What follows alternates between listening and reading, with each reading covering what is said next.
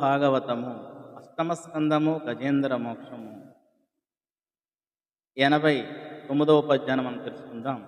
గజేంద్రుని రక్షించాక లోకాలకు తండ్రి అయిన విష్ణుమూర్తి చిరునవ్వుతో ఉన్నట్టి లక్ష్మీదేవితో ఇలా అన్నాడు.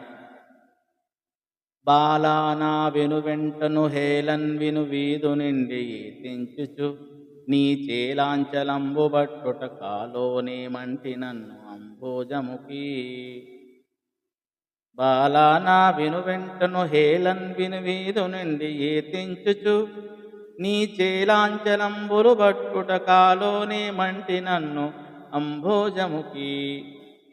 పద్మముఖి, ఆకాశ మార్గంలో నా వెనకాతలే విలాసంగా వస్తూ నేను నీ పైట కొంగు విడవకుండా పట్టుకొని ఉన్నందుకు నన్ను గురించి ఏమనుకున్నామో ఏమిటో అని ఈ పద్య భావం.